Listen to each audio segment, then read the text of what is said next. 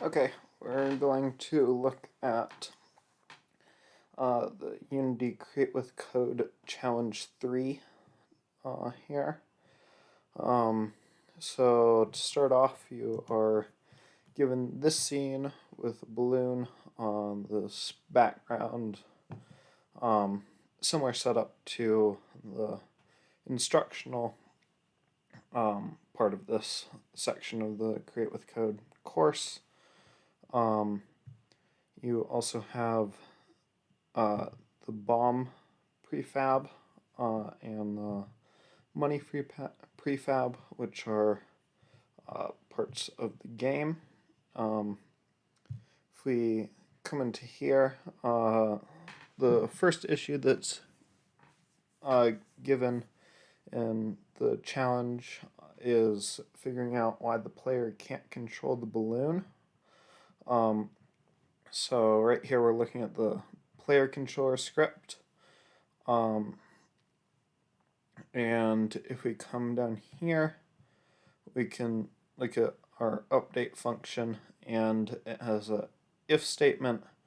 It says that if when the spacebar is pressed down, the frame that's pressed down, and this exclamation mark means that it's not whatever this is, so the game is not over, then player rigid body, which is defined up here in our variables, has a force added to it, chooses our vector 3 in the up direction, multiplied by the float force, which is a public variable that's assigned in the inspector. And in my trials of that float force, and it's used later as well, so I divided it by this 1.5 to make it less than what's assigned in the inspector. I'll show why that's important later. And then it's force mode impulse, so that happens right away when the force is added. Originally this is just get key, so it's continually adding this force as long as the spacebar is pressed down, and that can make it shoot off super far, and it works better if it's just get key down. And there was an issue with this if statement originally in the code that was given to us. The next thing is the background was only moving when the game was over. If we come into our move left here, we can see that if, again in our update function, the if statement, if player controller X, this is something different from what's originally given to you. This works a little bit better. It's calling the class directly rather than what's given to you. It essentially does the same thing.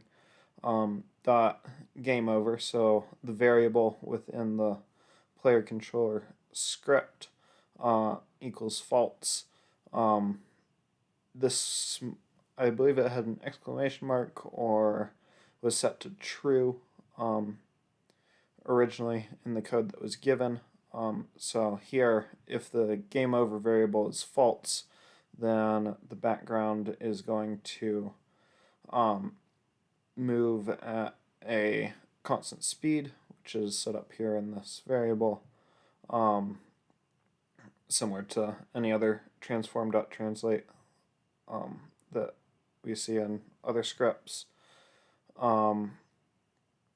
And here we have, also in this move left, we have our destruction of game objects code. Again, if statement, if it's less than the left bound, again assigned up here, and it's not the background, so that you don't delete the background, then the game object gets destroyed.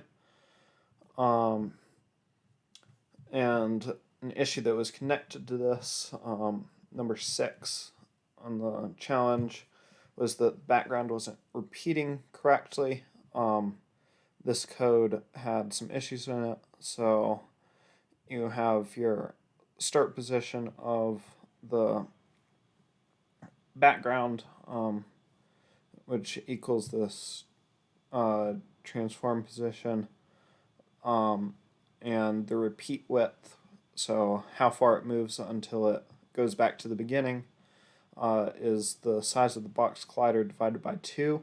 That's because if you look at the background here, you can see that it's double.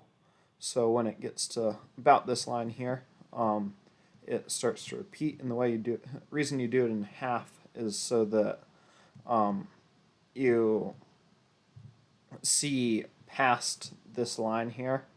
So you need half of what is happening, and because this line is the same as here in the very end, is going to look seamless in its transition. I believe the issue is within the repeat width here, and the update if statement here. If the start position minus the repeat width, so minus this half of the box collider, is greater than the transform position, then you reset to the start position. So that makes the background look seamless in terms of it moving. The fourth issue that's on the challenge is that the objects aren't being spawned. So this could be one of multiple issues. This is not the issue, but the money and bomb objects could have not been assigned into this array here, or the size of the array could have been incorrect. That was already proper in the code. So you are in the challenge that's given to you. So come in here and look at the spawn manager code. I added some of my own variables to make the gameplay slightly more interesting. It already had the spawn height, but instead of assigning a variable, it just had it down here with a random range. I added this repeat rate variable, so minimum and maximum time between the repetition of the spawning of the objects. So I assigned both of those to a private variable. And then in our update function here, I have this timer, which is just counting up in seconds using time delta time. And then if this timer is greater than the repeat rate here, so if there are more seconds than the random seconds that are given by the repeat rate, then it spawns an object, which is this function down here, and it reassigns the repeat rate in the spawn height, and the timer gets reset to 0 for the next time that something gets spawned, and that'll continue to go through every frame. And then the spawn objects function is called. So if we look at this, if again I'm just calling the class directly in that script, and game over is false, so the game is still going on, then this does its vector 3 for where the spawn height is, again using this random spawn height here. You can see how it gets assigned all the way through. And then I have an index of my two objects, or however many are put into the array. So it chooses one of those random array numbers. That's why it's an integer, because it's either 0 or 1, because there are two objects. And then it instantiates the random object in this last line of code here. Not sure exactly where the issue was with the code in that one. I'm not remembering. But it was somewhere within those pieces of code. The next issue was when the balloon hits one of these money prefabs. When you're playing the game, there is a firework effect. There are these little star-shaped objects there. Um, if we come back into the scene view here, we can select the player, and we can come in here to the fireworks. And you can see that the firework is now centered over the balloon. Originally it was positioned off over this way. So if we get that positioned in the middle of the balloon there, and you can look at the transforms here and make them the same as the player. So that those are all centered up there. And then let's see here. What is so those are all the standard issues within the challenge. Next piece of the challenge are the two bonus problems. The first one is that the balloon can float too high, so if we come back into here and let's see, let's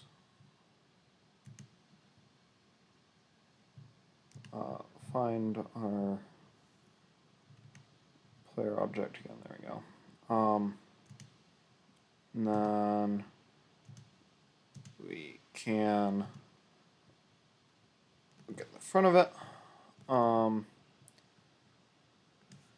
The balloon can go too high, so if the way that I went about solving this issue was in my background here, I added a second box collider. There's already a box collider on the back, but I added a second one.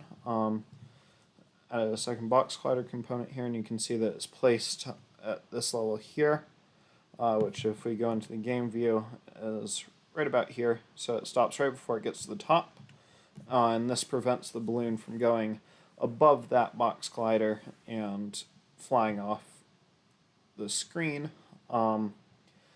In the challenge, the hint sort of points you towards using a Boolean value in your player controller code here to say that if the position of the balloon is greater than somewhere around the top of the scene here, that you can no longer add force to the balloon, so it's going to come back down.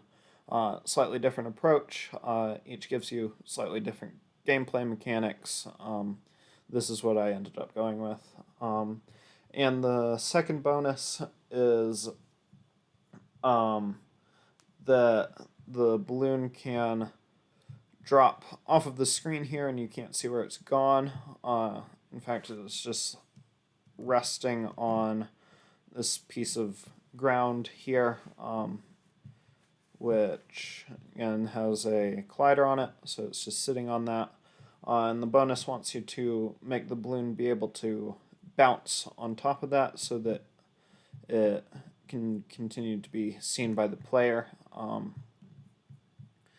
And if we come into the code here, we can see how I did that. In our collision enter function here, I added another if statement, which says that if other game object that is tagged to ground, and I added a ground tag here, so this has the tag of ground, and it's another object. It's not this script is not on the ground, so you use other, and the game over is not equal to true, then the rigid body has force added, which again is this vector 3 in the up direction times the float force in the impulse force mode. And you can see this is where I don't divide the float force because I wanted the force when it hits the ground to be greater than when it hits the spacebar. I thought that just made the gameplay better. If we come into our player here in the hierarchy, we can see in the inspector that I've set the float force to 15. So that makes this float force times 15, and when you press the spacebar times 10, so it's slightly less for when the spacebar is pressed. And my gravity modifier worked best at 2, so those are my settings for making the balloon go up and down. And something else that I decided to do was add this other script that is called money counter. So here, we'll play the game for a second here so you can see how it's working. So I'm pressing the spacebar here, and it's staying sort of in the middle. You can collect the little things, and you see the firework explosion. You can't go too high here. If I let it drop down to the bottom, it sort of bounces at the bottom. And if I hit a bomb here, everything stops, and the balloon drops to the bottom, the bomb explodes, and the game is over. I wanted to add one more piece of functionality to the game, which is this money counter. So if 3 of the money prefabs go past the end of the screen here, then the game is also over, to force the player to collect the money and make the game a little bit more challenging and interesting. So if we come into the player controller here, a first important step was making the game over variable here a static, which means that for any instance of this game over variable being called either in the player controller, or we can see here when the class of the player controller is called, and then the game over variable within the player controller is called, it's all the same value for this game over. This becomes important in our money counter here, because we have another static variable for a similar reason, for the money count being equal to 0 to start with, and you see the similar left bound is -10 here. This is so that you can detect when the money goes off the end of the screen, and that's when it counts up. So we can look at that first. So in first Floyd update, we have money count called, the function being called. So this function here, first if statement, if the position is less than, or the left bound is greater than position, then the money count, there's 1 added to the money count, and I just had this debug in here that's not necessary, just to make sure that it was working properly. And then it destroys the game object as well, so that those all get destroyed. And if this is not a static variable, this is where it becomes very helpful. Since this script is put onto a prefab, the script gets deleted every time that this happens. The game object gets destroyed, so the count goes back to 0 for the next one. But because it's a static, every time it stays the same. It remembers what happened when the last one went off the edge of the screen. So you can count up to multiple numbers rather than it just being reset to 0 and counting up to 1 each time. Then second if statement, if the money count is greater than 3, then again, using this player controller, x dot game over equals true, so the game's then over, and the same debug log game over down at the bottom. If we come back into the game here, we can see how that works. Wait for some objects to spawn. So there's one money that I'm going to let go past. You can see how they're all at random heights and they're at random time intervals being spawned. There's second, there's our third, and then when we let this fourth one goes past here, the game is over and everything stops with the game. So that's how I did all the challenge problems for Unit 3 and added my own additional functionality to the game in the form of this money counter, and also explored static variables.